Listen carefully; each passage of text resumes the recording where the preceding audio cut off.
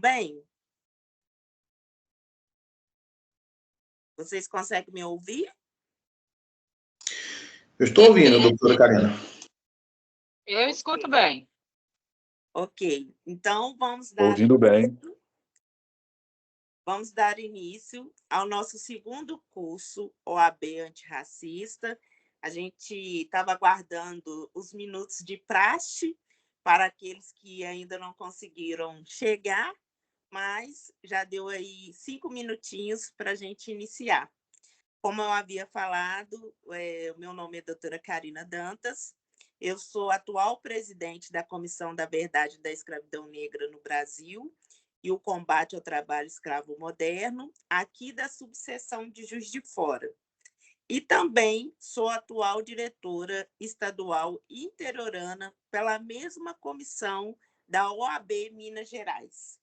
E hoje nós iniciamos o nosso segundo curso da OAB Antirracista, o racismo e a atualidade.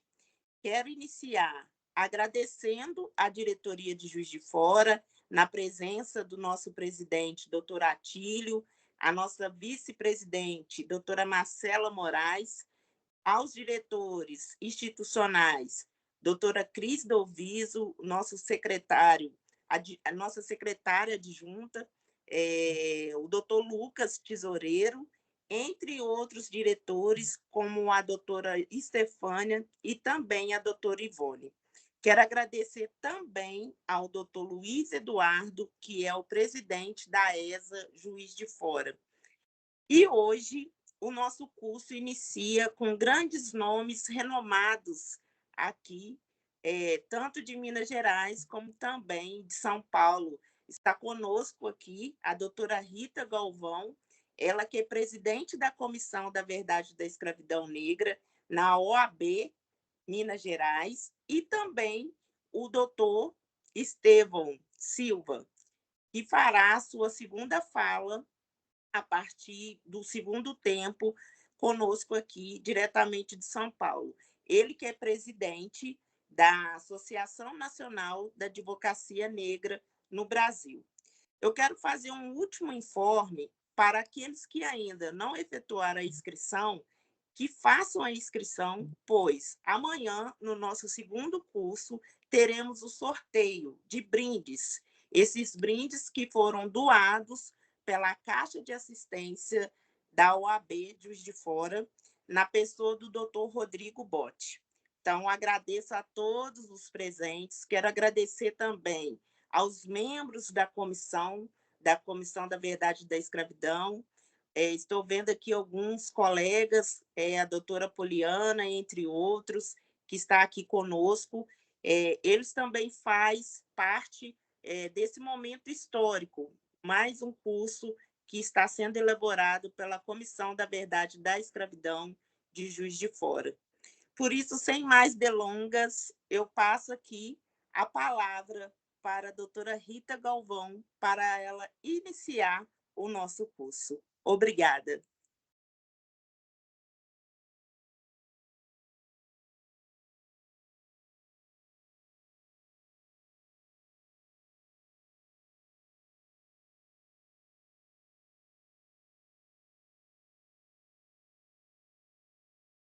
Prontinho? Dá para ouvir agora? Ótimo. Estou com fone aqui, estou sem retorno. Deixa eu ver se dá para ouvir do outro aqui.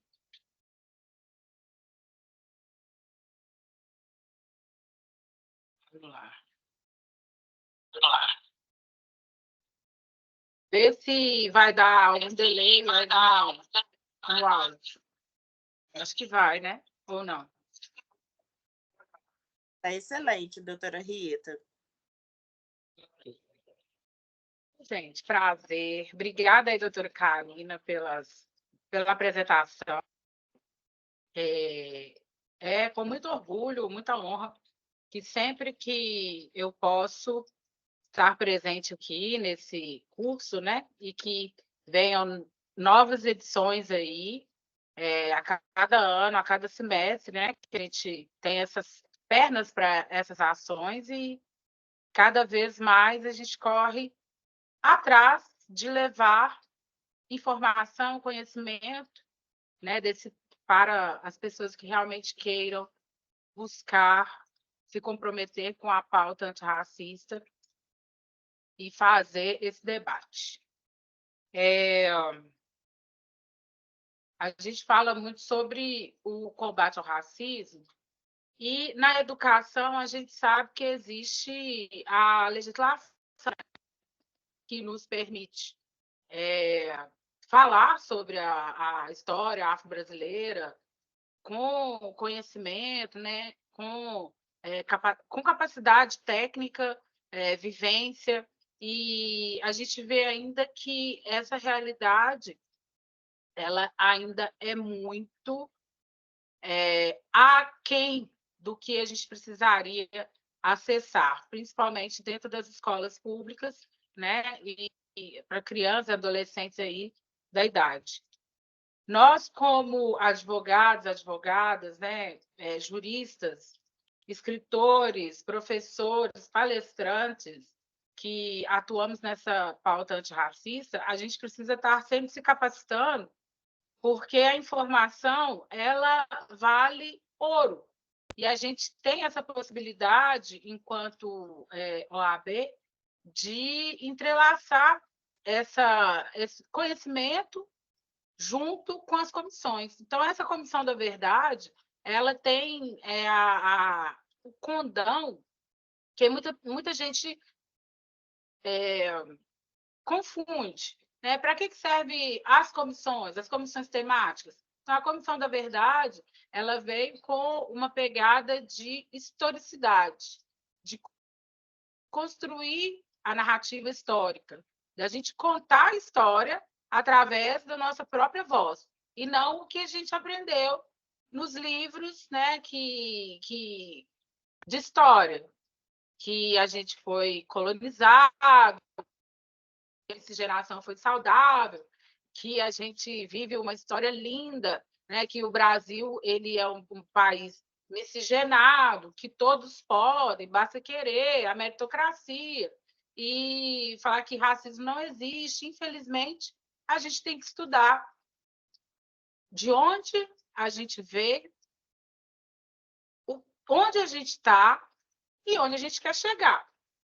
E nada mais acessível do que a gente estar dentro das escolas falando para esses meninos que estão em formação, para que a nossa própria história seja contada de uma forma mais realista, de uma forma que seja possível encaixada aí dentro do Brasil que a gente vive hoje.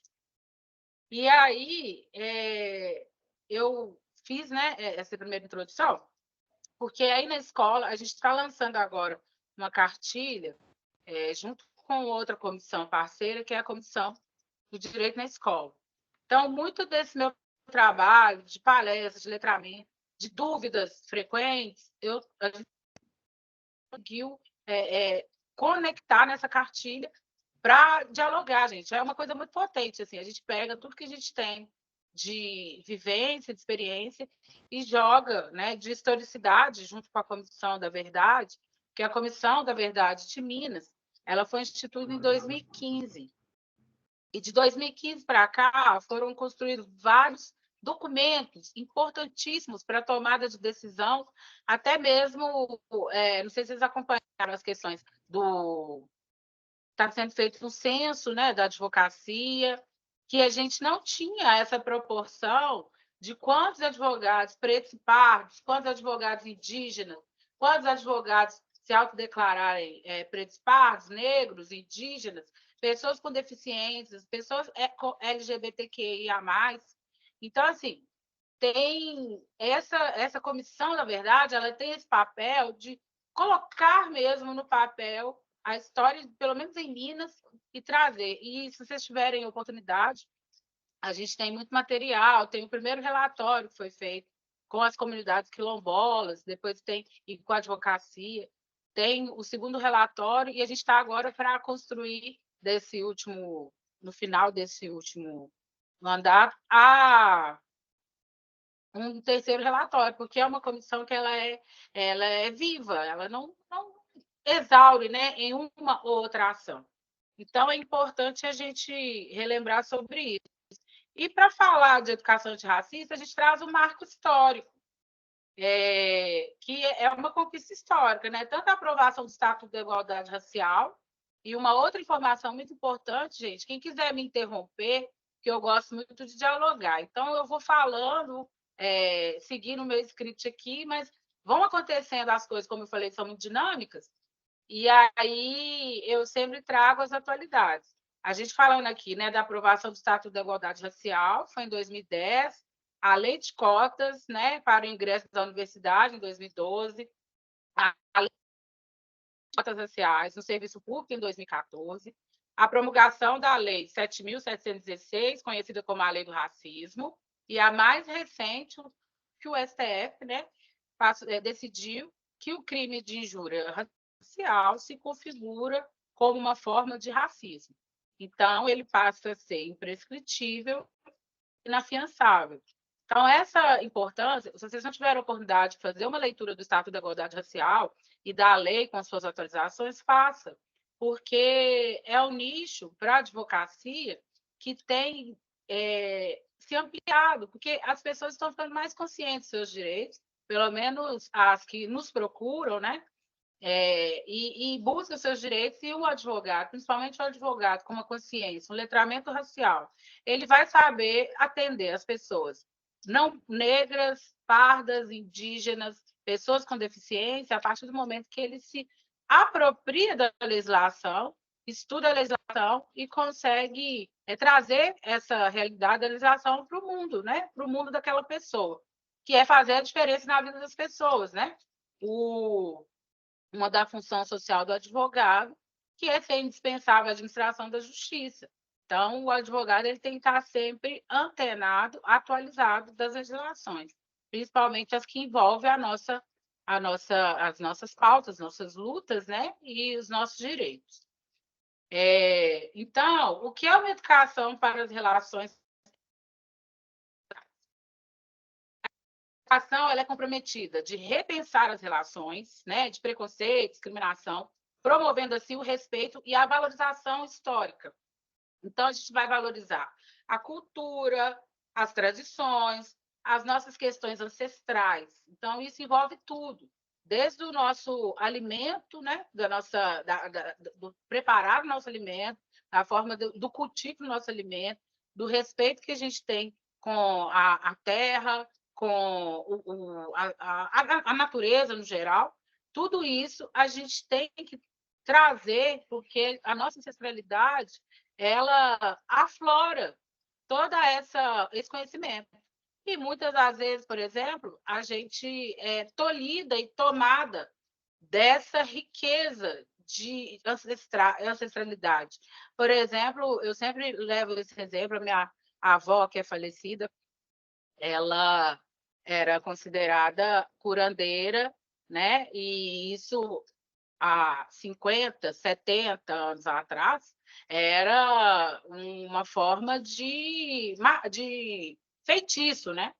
Então, quando você fala de uma curandeira, uma benzedeira, e a minha avó foi criada, foi tolhida, né, da sua relação com seus familiares, ela foi tirada da sua família de origem para vir para Belo Horizonte. Chegando em Belo Horizonte, ela foi morar em casa de família, né? Aquela coisa, uma filha, quase da família, e que foi perdendo toda a sua conexão com sua família. Então, a minha avó morreu sem ter acesso à família dela, aos irmãos. Ela morreu sem saber quem eram irmãos, se tinha sobrinhos, se os pais eram vivos, aquela coisa toda.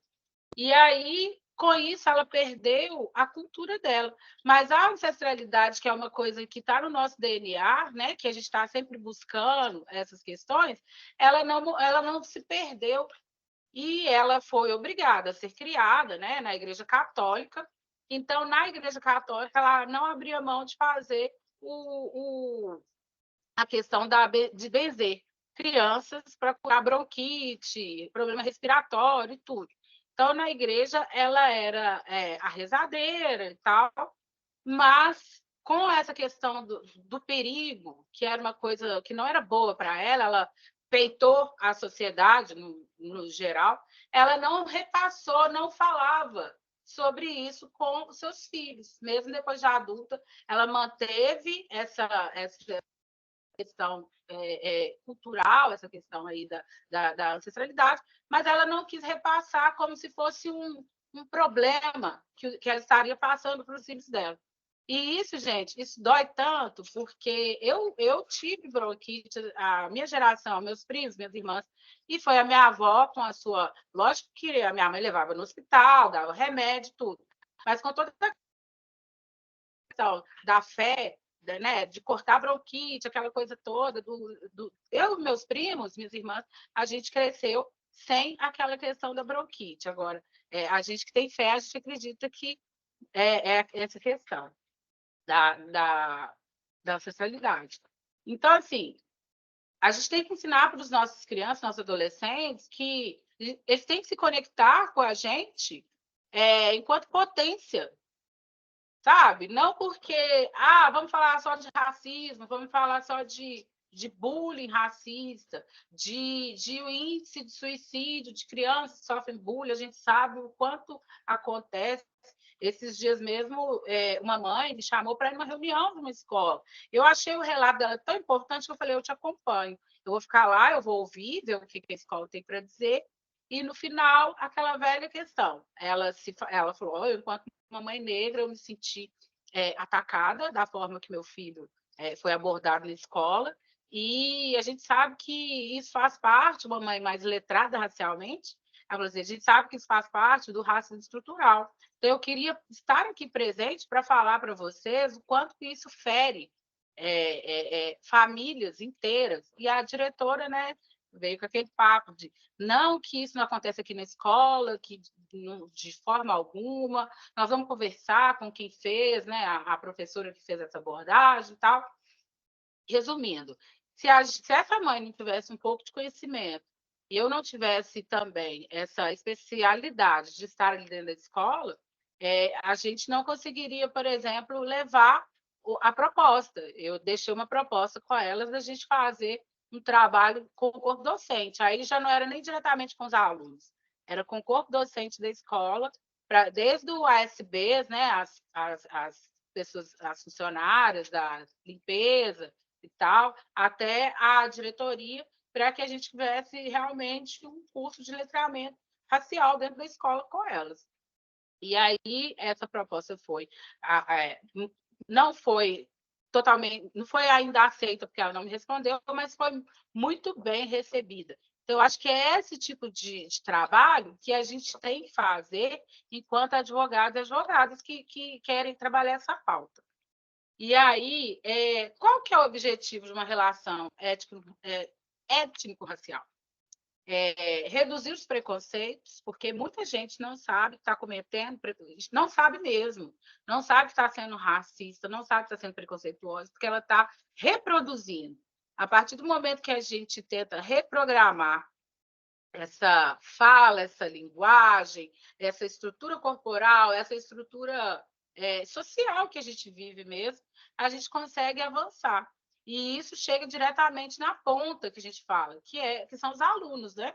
A gente consegue falar com aquele aluno que leva um pouco de conhecimento para a família passa a vivenciar também aquela evolução. Porque, por exemplo, mãe, chamar fulano de macaco não é brincadeira mais, sabe? Lá na escola eu aprendi que, por exemplo, chamar de tizio, de macaco, de buiú, aquela coisa toda só com as questões pejorativas, não é legal. Isso pode ser considerado um crime. Isso é racismo, é injúria racial.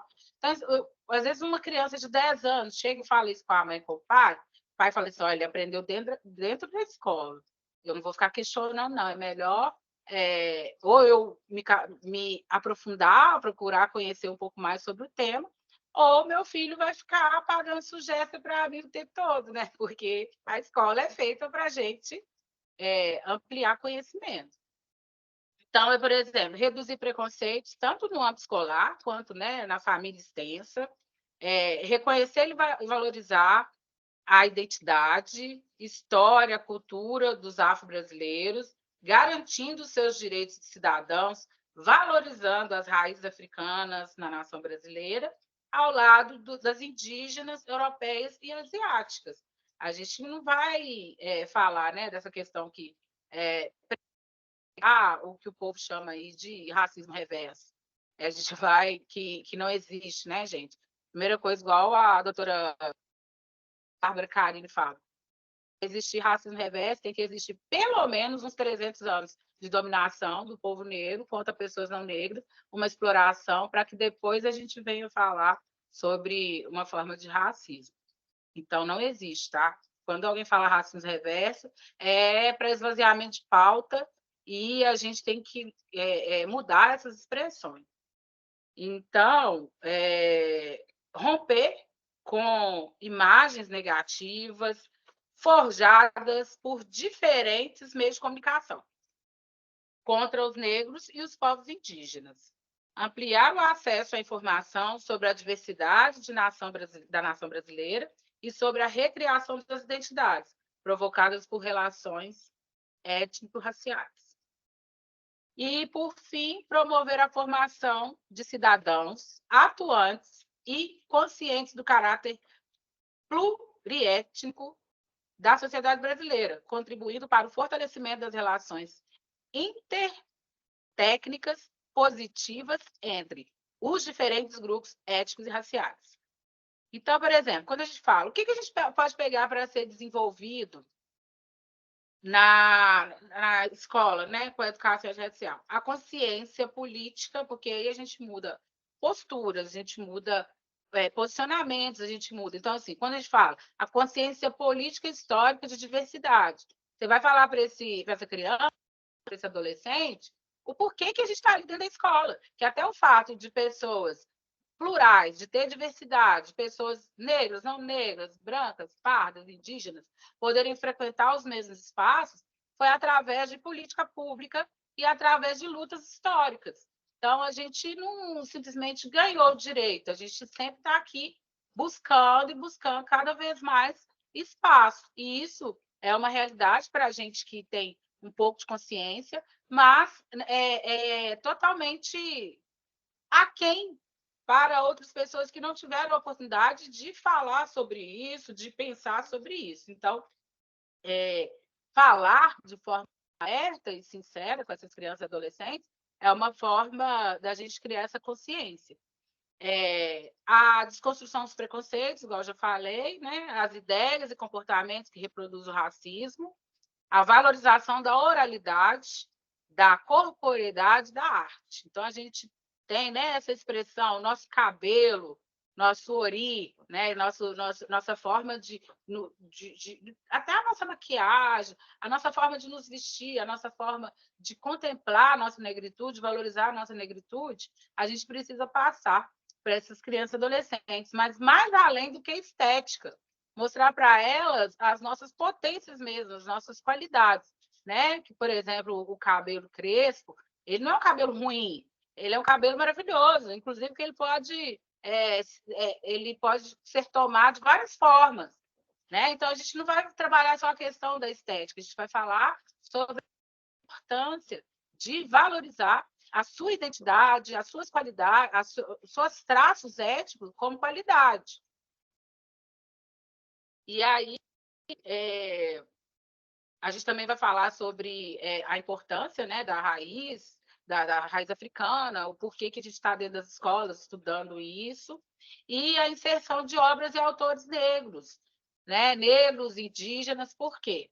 Ao final dessa cartilha, a gente colocou várias ideias, por exemplo, você sabia, e trouxemos aí, a doutora Karina até contribuiu com algumas delas, você sabia que quem inventou, um grande inventor, um grande escritor, várias questões que a gente vai abordando e que as pessoas não sabem. Então, isso é conectar a nossa realidade com a nossa cultura de uma forma positiva.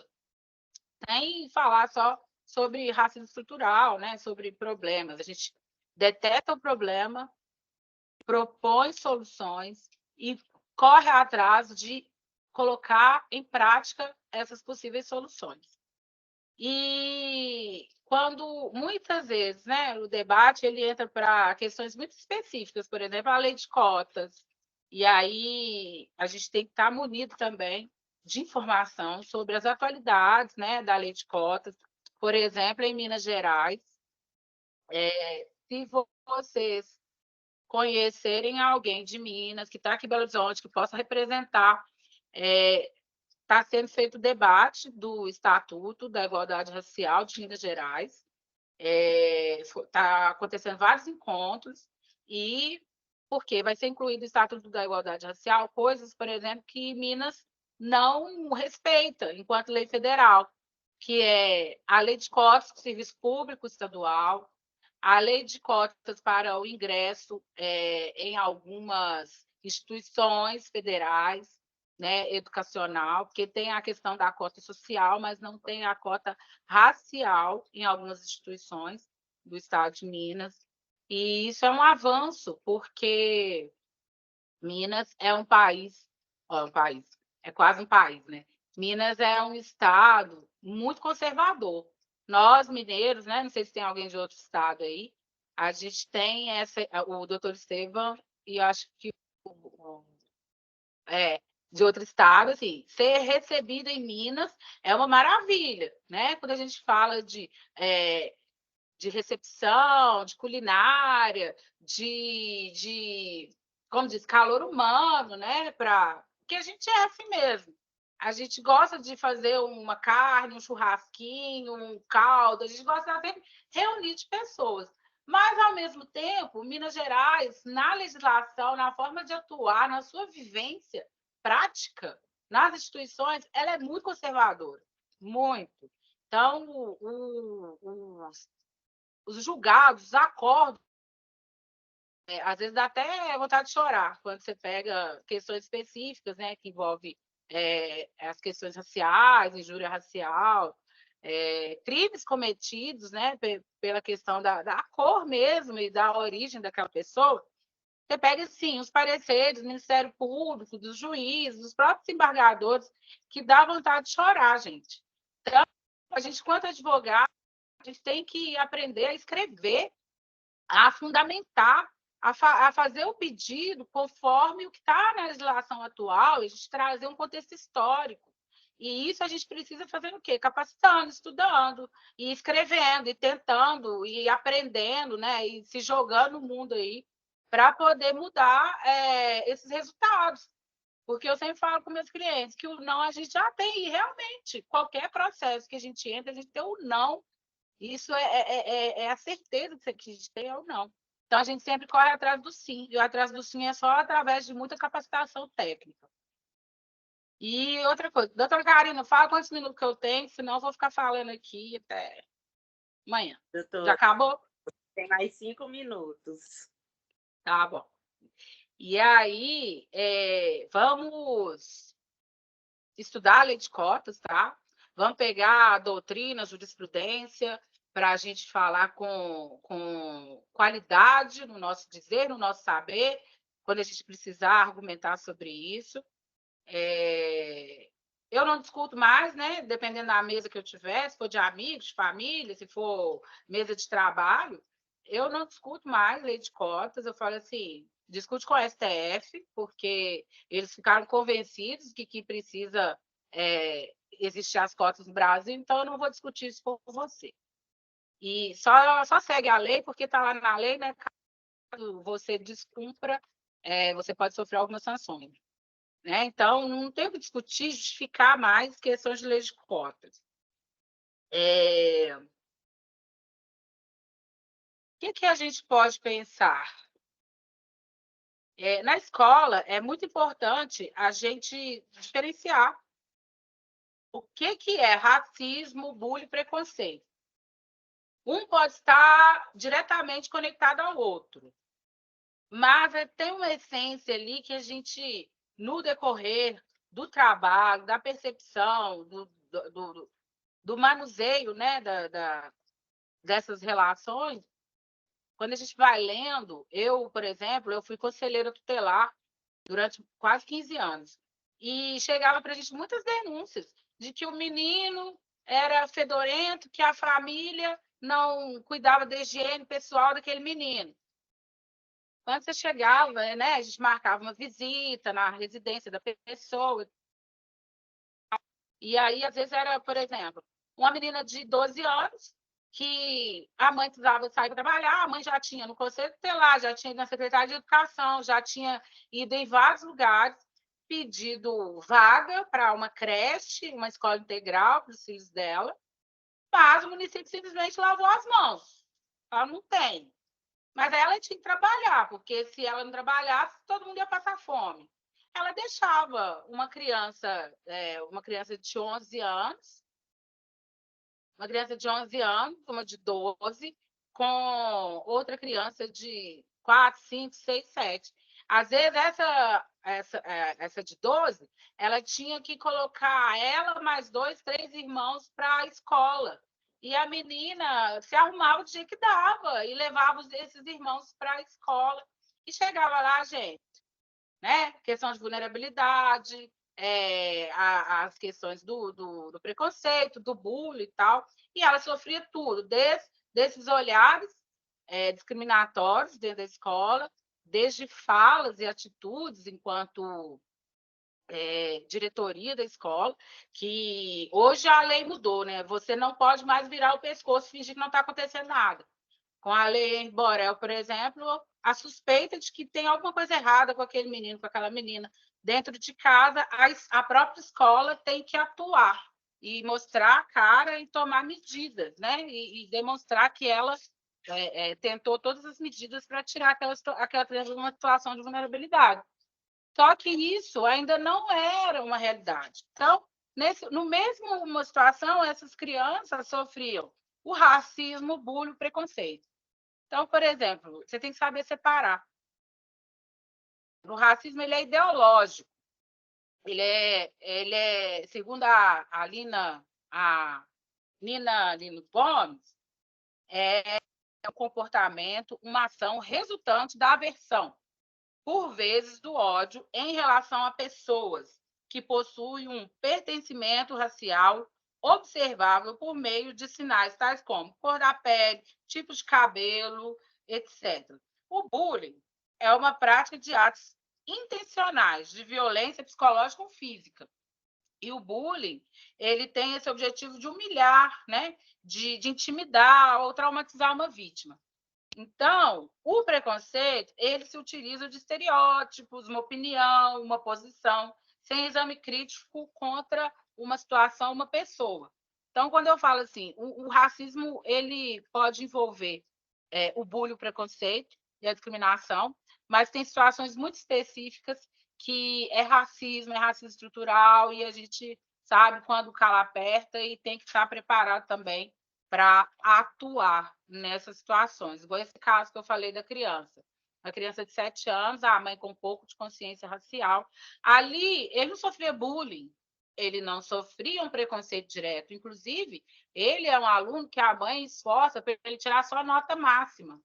E aí, uma ou outra professora vê a mãe como aquela preta metida, aquela preta que se acha, aquela que o menino não pode tirar uma notinha baixa, mas ela é uma mãe que fica por conta desse menino, de acompanhar ele na escola, ela não trabalha fora, ela é home office, tudo que ela faz.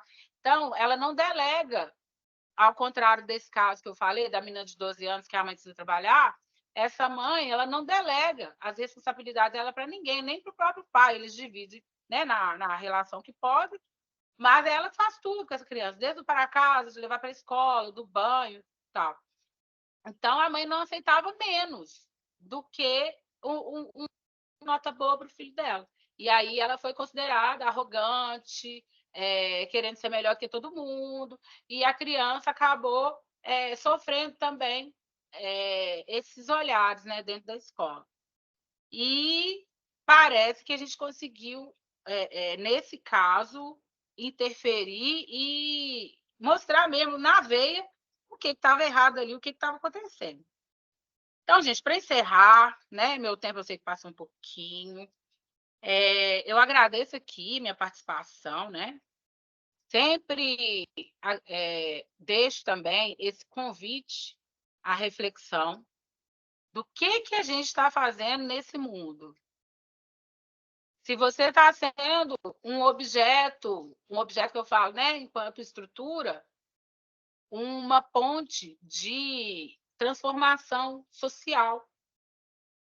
Se você está sendo um mecanismo, se você está buscando modificar a vida da sociedade, que seja a sua sociedade, que eu sempre falo nas palestras também para criança e adolescente, enquanto criança, a primeira noção de comunidade, sociedade que a gente tem é a família.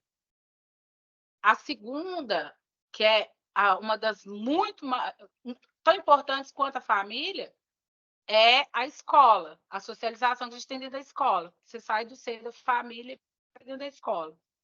E depois a gente vai conhecer outros lugares, né, sociais, tipo a igreja, aí são vários.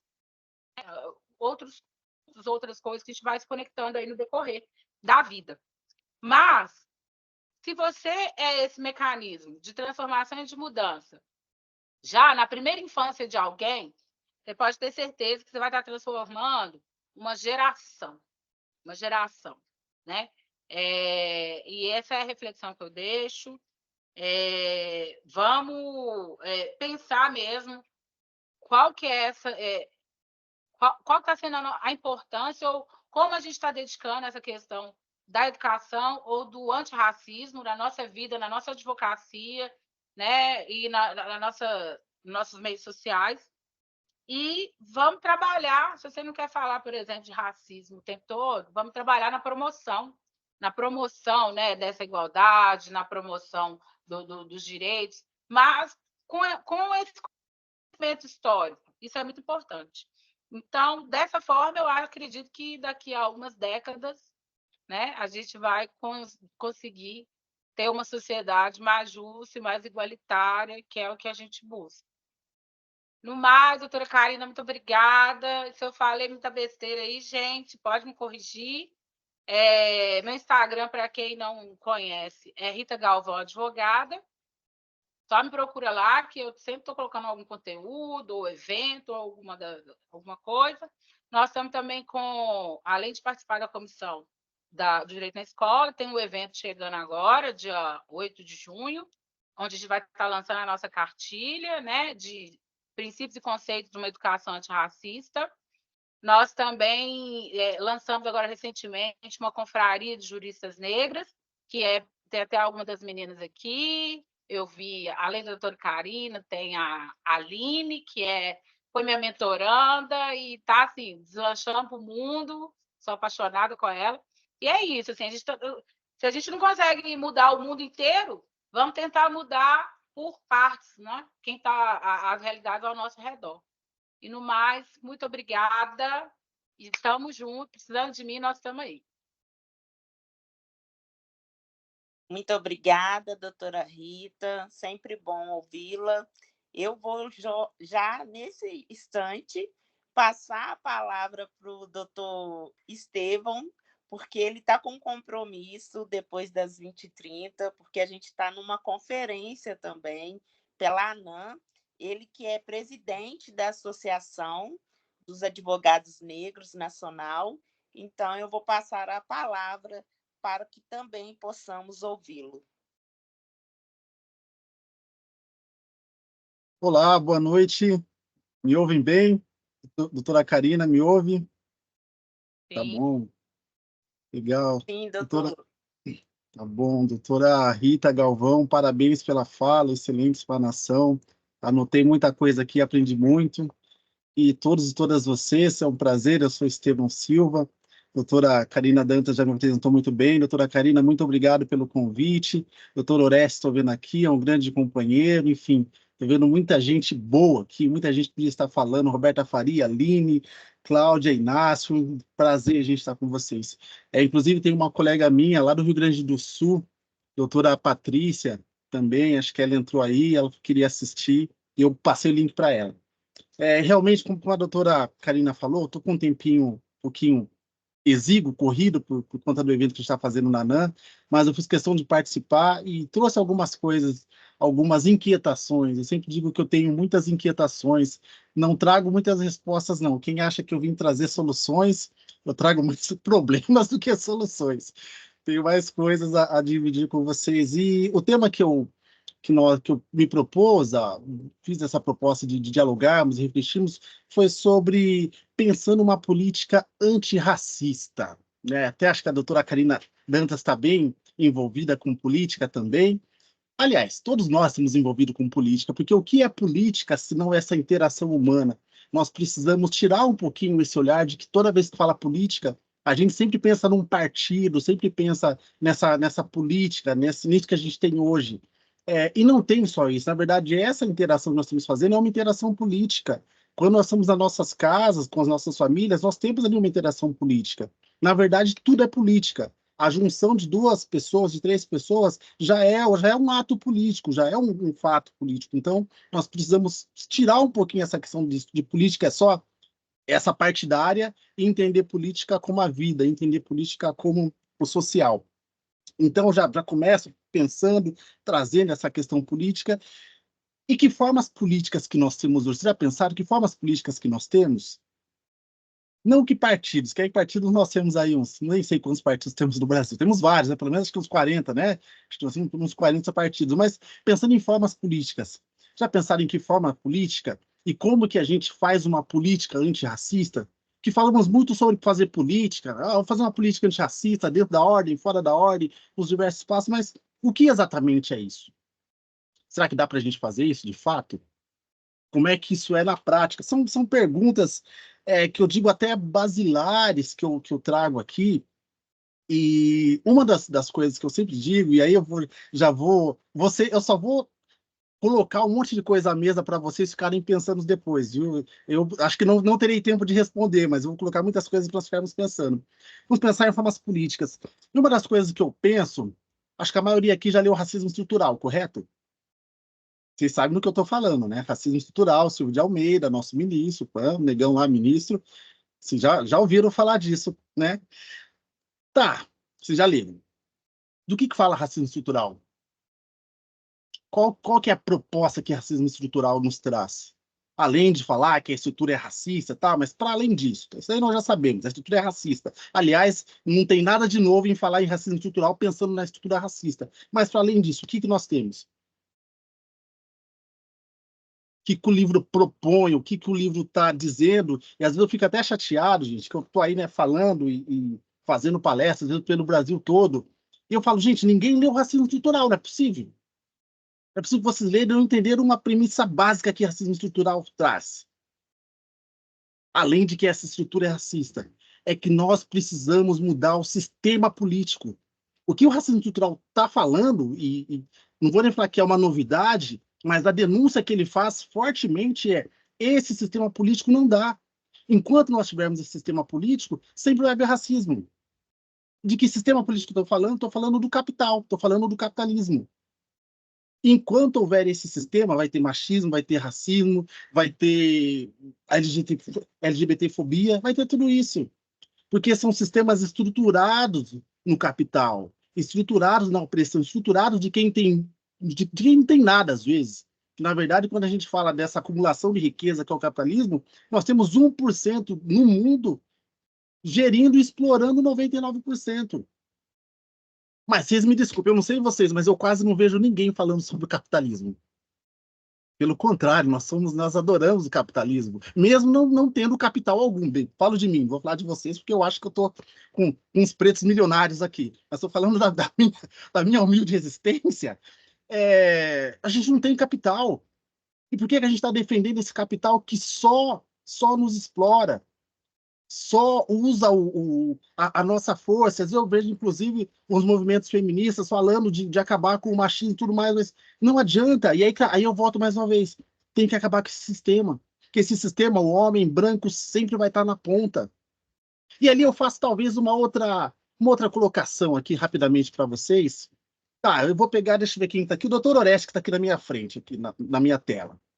Se o doutor Oreste fosse presidente do Brasil, vocês acham que ia mudar? Será que a salvação é botar um preto lá? Doutora Karine, será que botar uma mulher preta lá vai mudar? Botar uma ministra preta vai mudar? Podem falar, gente, rapidinho, porque o tempo voa. Mas vai mudar a gente colocar um preto lá? Que é disso que a gente está falando? Né? Que às vezes quer colocar um preto, a gente quer colocar o preto em todo lugar. Ah, o preto tem que estar aqui, tem que. Pá, mas e aí, o que muda? O que muda até a gente ter um preto presidente?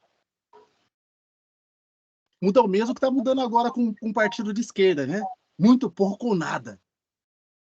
Tá entendendo? Por quê? Porque o sistema é o mesmo. E ainda que tem uma pessoa preta lá, ele vai fazer a mesma coisa que os brancos estão fazendo. Vocês estão entendendo? Então, assim, enquanto a gente não pensar para além do que tem hoje, vai continuar. Tem o Obama. Ah, Obama. Aí, Obama. Obama mudou muita coisa para os pretos americanos? Se não me engano, agora fugiu. Foi no governo dele que teve o George. Não, foi pós ele que teve o George Floyd, né? Mas no governo dele, preto continuou morrendo, e nesse governo continua morrendo, vai continuar morrendo. Porque a coisa é a gente mudar esse sistema. E mudar esse sistema, eu digo, você pode falar, puxa, sistema, mas mudar o sistema é difícil, né? Obviamente, tem um sistema muito estruturado, um sistema mundial. Tá bom. Mas o que a gente pode mudar na nossa prática? Na minha prática hoje, o que eu posso mudar de não explorar o meu irmão preto? Ou branco também, né? Vamos ser sinceros. Eu, sinceramente, não tenho essa prática, só os pretos, não. Todo mundo tem que viver bem. O que a gente faz para mudar isso hoje? Essa, eu acho que é a questão que a gente tem que se colocar quando a gente está pensando em transformação, quando a gente pensa em direitos humanos, quando a gente pensa em dignidade da pessoa humana. É falar, talvez não dê, acho que como a Rita Galvão colocou muito bem, talvez não dê para a gente mudar o mundo hoje. Talvez não dê hoje, mas amanhã, quem sabe, né? Hoje talvez não dê. Mas o que dá para a gente fazer hoje? Que mudança que eu posso fazer hoje? Que mudança de mentalidade, de não exploração que eu posso fazer hoje? É óbvio que, gente, aqui eu não estou falando para ninguém virar Gandhi, Jesus, Buda, qualquer coisa e viver de graça, viver sem roupa no corpo. Não é isso, não. Eu sempre digo, a gente está no mundo capitalista, a gente precisa se movimentar, precisa sobreviver nesse mundo. Mas a gente não precisa concordar com as coisas que essa estrutura nos coloca. E ali, pelo menos nos nossos pequenos ciclos, eu posso falar muito bem da ANAN, e às vezes a ANAN ela é muito criticada por algumas coisas que a gente faz até na contramão, né, doutor Oreste? Mas é porque eu falo, minimamente, a gente não pode continuar concordando com esse sistema capitalista, com esse sistema que só explora preto, mulher, pobre, gay e tudo mais. Não posso fazer tudo, mas ó, nessa instituição aqui onde nós estamos, olha, vamos fazer assim? Ah, o fulano não tem como pagar a anuidade. Não, tudo bem, ó, então vamos dividir o dele, vamos, como é que a gente resolve isso que não explore? Porque senão seremos mais o mesmo. E só isso não, né? Só isso seria diminuir. Mas isso também é o que traz o racismo estrutural. E eu falo para vocês, leiam o racismo estrutural de novo e leiam com esses olhos. Ele está falando de forma política. Aliás, de formas políticas, eu trouxe aqui 3 livros só para vocês. Um aqui, esse aqui é o Estado e Formas Políticas. Não sei se vocês estão vendo. É que geralmente eu compro 2. Eu compro um para rabiscar e outro para eu guardar. Esse aqui chama Estado e Forma Política. E esse autor aqui, que é um autor que eu sou apaixonado, é um homem branco, mas é um homem que eu sou apaixonado, ele chama Alisson Mascaro. E ele, por um acaso, ele é orientador do Silvio de Almeida. Então, assim, racismo estrutural, quando você lê racismo estrutural conhecendo o Alisson Mascaro, você vê como os dois estão ali muito imbricadamente. Estado e forma política, qual forma que nós temos hoje? Como é que a gente muda o Estado com essa forma? Tem outro livro que eu super recomendo, que é esse aqui, que é Aparelhos Ideológicos do Estado. Esse que eu estou lendo minha marcação. Aparelhos Ideológicos do Estado, depois eu posso colocar ele. E o que esse livro traz, que eu achei fabuloso, que a gente fala muito de ideologia, né? Ah, a ideologia de gênero, a gente fala de um monte de ideologia. Mas, na prática, o que é essa ideologia? Essa ideologia, ela se materializa. Essa ideologia é como nós nos posicionamos. E o Estado, que a gente fala Estado e forma política, o Estado tem uma forma política. E qual que é a ideologia do Estado? Vocês já pensaram, aqui eu só vou... Meu tempo, como é que está meu tempo aqui? Eu só vou trazer uma outra questão quando a gente fala Estado e forma política e ideologias. A gente fala muito de ideologia, ideologia de gênero, ideologia racista, muitas dessas ideologias. Mas como é que essas ideologias se materializam no nosso dia a dia? Eu só vou citar um exemplo para vocês pensarem sobre isso. Nós acreditamos muito que a escola, a partir do estudo, onde vem a transformação. Eu acredito que a partir do estudo é onde nos possibilita uma transformação. Mas já pensaram quem que manda nas escolas?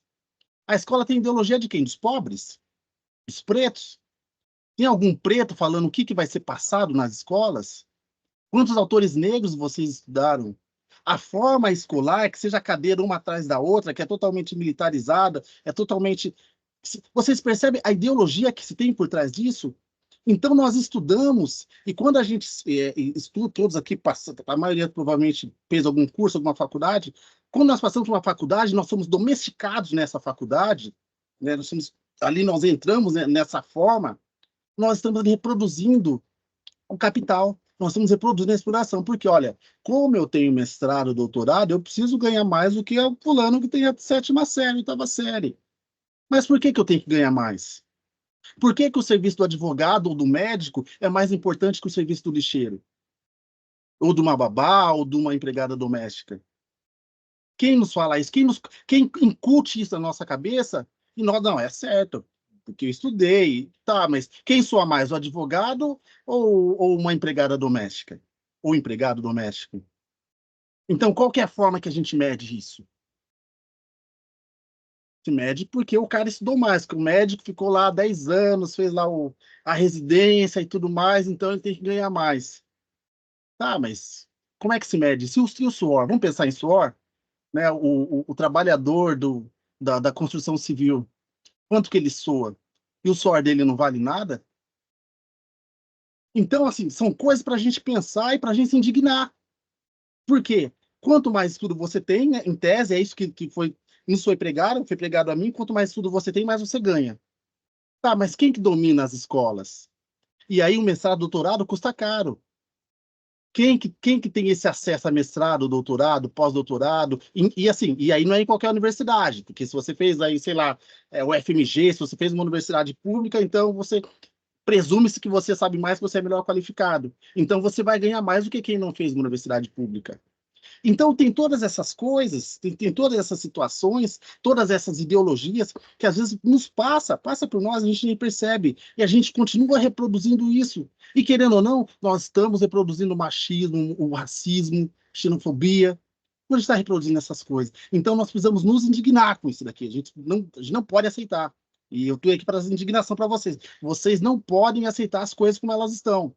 Porque, inclusive, esse presidente que nós temos hoje, tem feito coisas horríveis contra, inclusive, a população negra, além de umas falas infelizes aqui. Tudo bem que, na minha humilde opinião, ele é o melhor que se tem no momento, mas está muito aquém do que a gente precisa. Mas e se fosse uma mulher negra ou um homem negro? Iria mudar? Talvez, tudo indica que não. Não vou nem falar, talvez tudo indica que não. Ah, beleza, vamos colocar para ver, né? Vamos colocar, já que já passaram tantos brancos, não custa passar um preto. Mas a lógica e toda a história diz que isso não vai mudar. É por isso que nós precisamos ter esse olhar muito atento, esse olhar crítico. E ali talvez você me pergunte, mas Estevam, o que você propõe? Né? Embora eu falei que eu não trago respostas de nada e continuo com essa minha fala. O que você propõe? Se nós saímos do capitalismo, o que tem fora o capitalismo? A maioria das pessoas fala, tem o socialismo, tem o comunismo, é isso? E eu falo para vocês, não necessariamente. Como advogado, né? Não, talvez, porém, não necessariamente. É uma das opções. Mas nós já tivemos muitas outras, nós temos muitas outras opções que não nos é colocado, não nos é ensinado. E aqui eu quero trazer mais um. Estou trazendo alguns livros aqui, porque eu acho que é bacana, até para vocês pesquisarem. E, obviamente, o livro tem muito mais aprofundado. Tem esse livro aqui chamado Despertar de Tudo. Vou até tirar o plástico dele, para vocês verem melhor, para não cuidar. Ele chama... o plástico dele. Ele chama Despertar de Tudo. Ele é de um crítico americano, sociólogo, ele é até o escritor dele, esse David Graeber, ele é até um pouco anarquista. Mas qual que é a pesquisa muito bacana que ele traz? Que Na evolução da humanidade, no decorrer da história, nós já tivemos muitos outros sistemas, muitos outros sistemas. O que acontece? E acho que essa é uma coisa bacana de se pensar. O capitalismo venceu, mas não significa que o capitalismo é melhor. Ele venceu. Como vocês sabem, nem sempre o melhor é que vence. São advogados aqui, nem sempre o melhor advogado vence. Entende? O capitalismo venceu, mas existem muitos outros sistemas. Entende? A nossa própria comunidade negra mesmo, a própria África, quantos sistemas políticos eles já não tiveram? E será que nenhum deles nos serviu? Será que nenhum desses sistemas serve hoje? Né? Os povos originários, né? A população indígena, quantos sistemas políticos que eles têm? Eles têm sistema político também. Que a gente não pode cometer essa ignorância, muita ignorância, de achar que só a Europa, que só nós temos sistema político. Não, existe um sistema político. A comunidade indígena se organiza também, é um sistema político. E será que não funciona esse sistema político? Será que eles não são muito mais felizes do que nós? Que a gente fala assim, olha, mas o capitalismo, de certo modo, tem dado certo. Mas como tem dado certo para quem, né? Aquele cara pálida tem dado certo para quem? Se só morre gente preta, se só morre pobre, se os pretos são tudo pobre. E ali, mais uma coisa interessante, que era uma pergunta que eu tinha colocado aqui, onde é que é bom ser preto? Falem para mim algum lugar da história, alguma parte do mundo onde é bom ser preto. Em África é bom ser preto? Lugar nenhum. Infelizmente, Cristina, infelizmente em lugar nenhum é bom ser preto. Nem em África, nem em Brasil, nem em Estados Unidos, que né, a gente olha para lá e fala, eles estão melhores. Pô, estão matando lá também todo dia. Aonde que é bom ser preto? Então, olha onde nós estamos, olha o sistema político que nós temos. É por isso que eu venho aqui, eu trago essa indignação para vocês, precisamos mudar.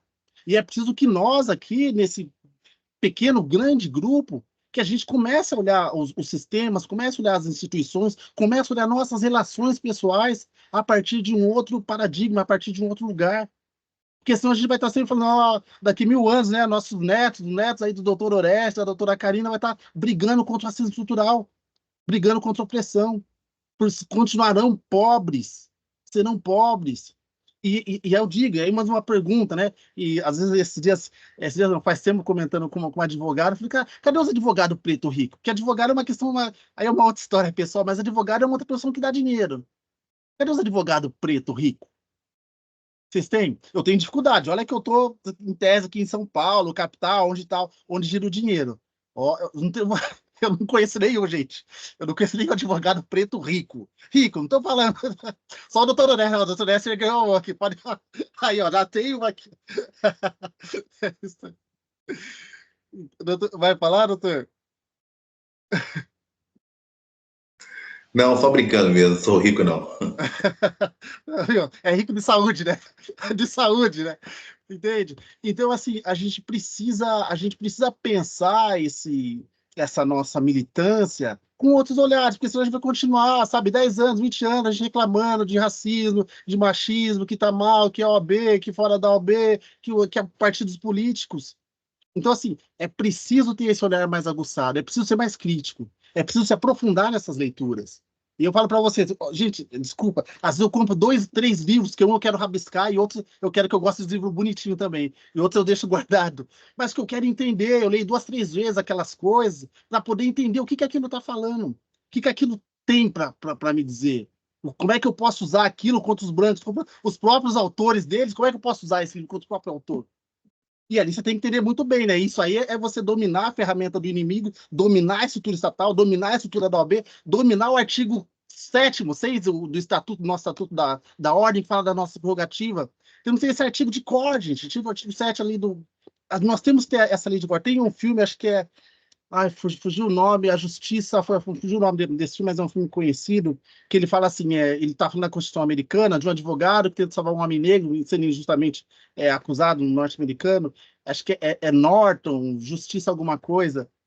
E aí uma coisa que ele traz, que uma fala dele que eu até cunhei, que ele fala o seguinte, a Constituição, ele diz lá dele, a Constituição Americana, ele fala assim, a Constituição Americana não foi feita para nós. Mas nós temos que ler a Constituição Americana, estudar até conseguir, até forjar ela, para que ela nos encaixe, para que ela nos proteja de alguma maneira. No mesmo jeito das nossas leis. Código Penal não é feito para nós, Constituição Brasileira não é feito, nada é feito para nós. E a gente tem que estudar, tem que ler como é que a gente muda, é procurar uma brecha ali o tempo todo para fazer aquilo nos beneficiar minimamente. Minimamente. Entende? Mas também sabendo que nessa estrutura, e seja essa estrutura jurídica que nós temos, né, esse poder judiciário, que também não é feito para nós, por isso que a gente só, eu ia falar uma palavra feia aqui, mas a gente só se dá mal, a gente só sai prejudicado quando a gente quando a gente tem o encontro, o embate com essa lei. Com essa lei que só, eu estava vendo agora de vários políticos que foram inocentados, parece que o cara do Odebrecht foi inocentado. Eu falei, pois é, né? Se fosse preto, né? Será que seria inocentado? Então a gente precisa pensar para além, a gente precisa ter esse olhar mais crítico. E era isso, era isso algumas das coisas que a minha inquietação e minha provocação, quem aqui gostava do Abu Janra, que eu sou fã do Abu Janra, minha provocação aqui para vocês em relação à vida, em relação ao direito, em relação à nossa militância negra, que precisa ser mais crítica. Não dá para a gente só ficar aí recebendo racismo estrutural, gente, um monte de racismo. Aí eu vou botar crítica. Tem racismo estrutural, racismo recreativo, racismo, tem tudo quanto é racismo. E a gente continua no mesmo lugar. Né? Não falta neologismo para dar nome para racismo. Racismo na escola, fora da escola, no ambiente familiar, no ambiente. Tem racismo para todo mundo. E o que muda? A gente dá nome, mas não mata os bichos, só deixa os bichos aí, só nomeia os bichos. Então, isso é uma coisa que a gente precisa também pensar. Obrigado a todos e a todas. Falei demais, fui uma metralhadora aqui. Espero não ter confundido vocês. Obrigada, doutor Estevão, pelas suas palavras, por estar aqui conosco. Nós sabemos, né, da sua correria hoje. Para quem não sabe, está tendo os primeiros dias da conferência realizada pela ANAM, e assim, é um evento muito importante para a advocacia negra. Então, assim, a gente só tem a agradecer pela sua fala, pela sua coragem e pela sua exposição. Muito obrigada. Obrigado, eu que agradeço. Perdoe eu ter que sair assim correndo, né? Joguei um monte de coisa e saí correndo, fiz a provocação e saí correndo. Acho que é bem isso assim. Mas um outro momento a gente marca de conversar, de eu tirar alguma dúvida que caso tenha ficado e nos aprofundarmos mais alguma questão. Já muito obrigado a todos e a todas. Bom evento, bom encontro para vocês também. Bom? Excelente.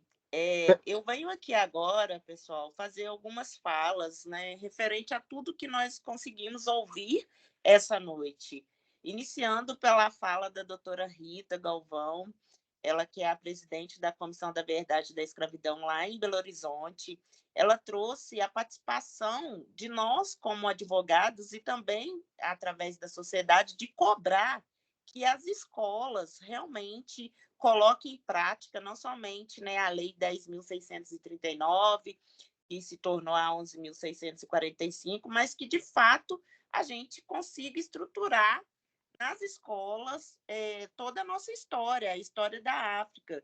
Eu não sei se vocês aqui, hoje presentes, se lembram, nas aulas de história, de ter ouvido alguma coisa sobre a história da África, de ter ouvido que na África também existiu reis e rainhas. Eu acho que, infelizmente, né, eu, Karina, nunca ouvi algo falado sobre a nossa história, sobre a nossa origem. Por exemplo, a gente sabe que tem pessoas hoje, né? Eu uso o sobrenome Dantas porque casei, então adquiri esse nome. Mas, por exemplo, o nome anterior, que é Silva, eu não sei de onde que veio. Eu não sei a história. Eu sei que sou de origem, né? Os meus antecessores vieram da Angola porque foi replicado pela minha família, porque meu avô foi escravizado, é neto de escravizado. Então, a gente consegue saber por conta disso. Mas, fora isso, da onde vem a nossa história?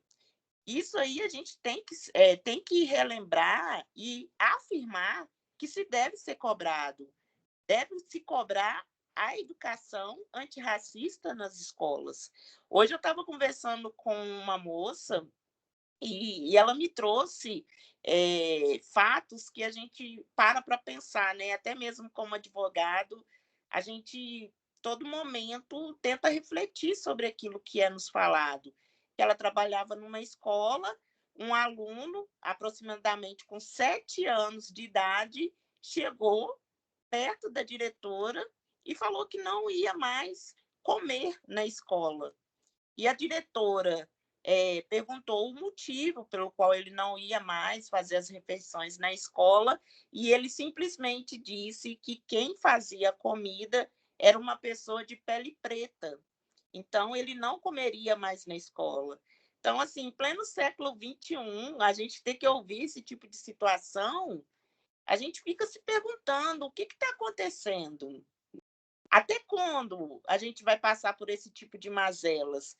E como o doutor Estevão nos trouxe muito bem, se nós que estamos aqui, que somos agentes de mudança, que estamos aqui nos capacitando para tentar mudar e trazer tanto a igualdade e a equidade, não fizer nada, daqui 300 anos nós vamos estar falando a mesma coisa.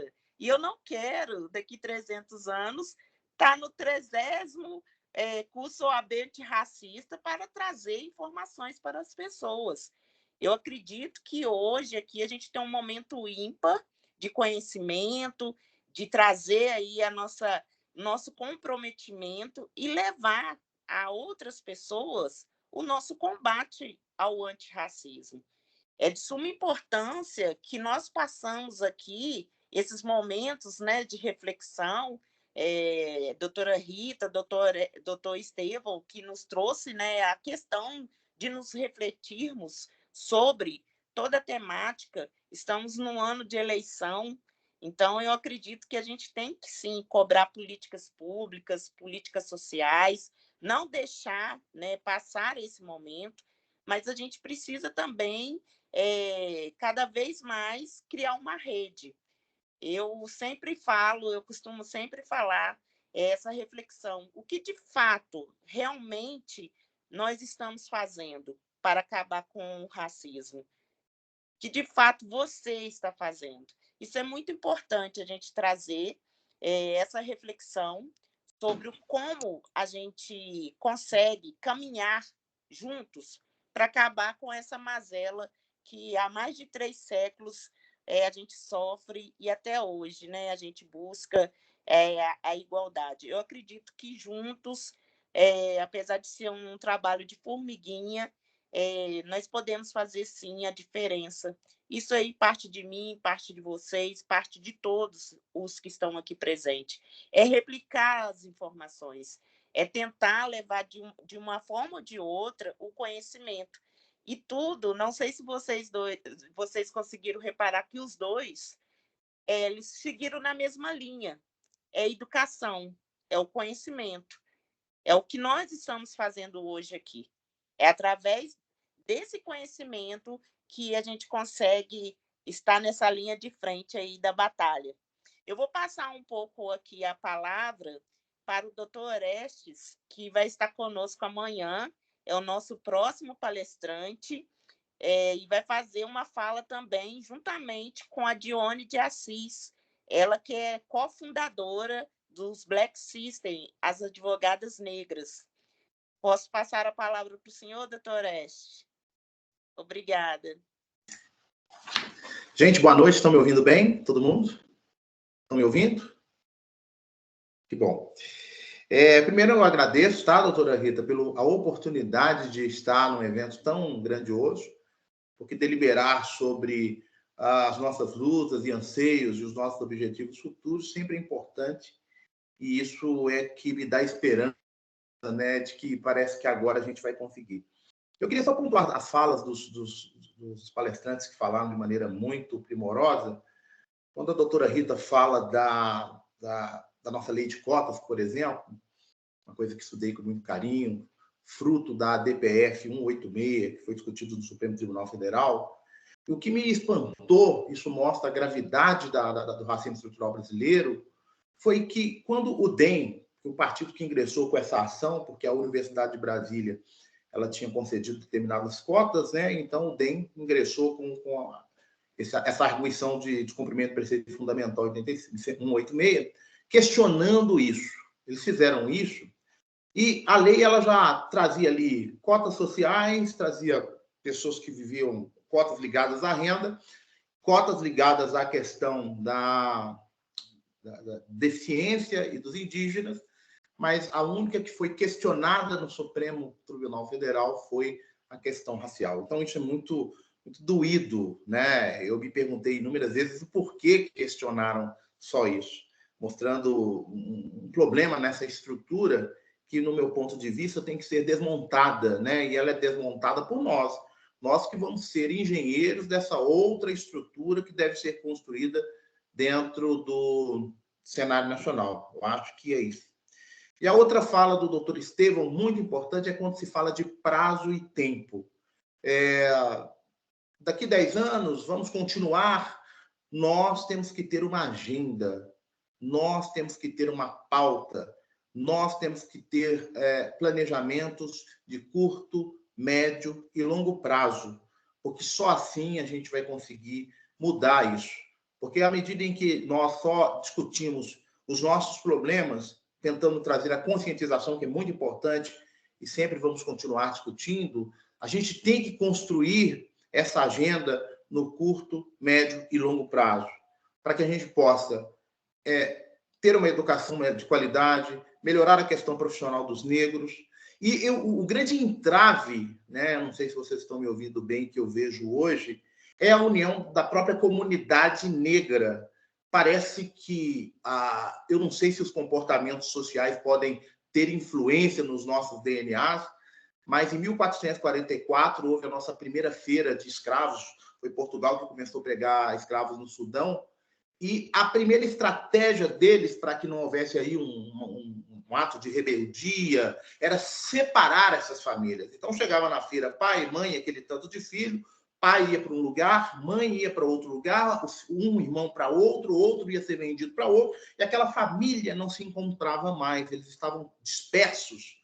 Então eles não sonhavam, né? Ficavam talvez até moribundos de forma interior por não ver mais sua família, como a doutora Karina disse antes sobre sua avó, a doutora Rita disse sobre sua avó.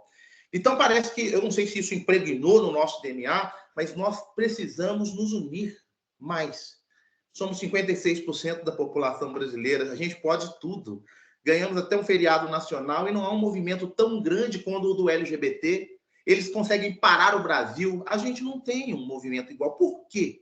Por que a gente não tem esse movimento desse tamanho? O negro ficou preso por erro judicial e ele saiu esses dias, ele ficou anos na cadeia. Não houve um movimento. Sim, temos que chamar ele para entrevista em Minas Gerais, no Brasil inteiro. Tem que haver movimentos mostrando para a sociedade a gravidade do racismo estrutural e talvez, no longo prazo, a gente vai começar a desconstruir para construir uma estrutura a qual a gente possa estar inserido. É isso, tá, gente? Eu agradeço a oportunidade e foi um prazer estar com vocês. Eu quero agradecer a presença de todos vocês. Hoje foi o nosso primeiro curso. Amanhã a gente terá a presença mais um pouco do Dr. Orestes. Vocês já podem perceber que é uma potência em suas falas. Teremos também a Dione de Assis, ela que é cofundadora do Black Sister, é uma advogada negra que fez uma associação de outras mulheres advogadas negras e está sendo sucesso nacional em todo o Brasil. Eu, mais uma vez, agradeço a oportunidade, né, de estar aqui novamente com vocês. Quero fazer mais um informe. Aqueles que ainda não fizeram a sua inscrição, por gentileza, o faça, porque amanhã nós faremos um sorteio com alguns brindes da Caixa de Assistência do Advogado. Eu conto com a presença de todos amanhã, a partir das 19h30. Muito obrigada pela presença de vocês.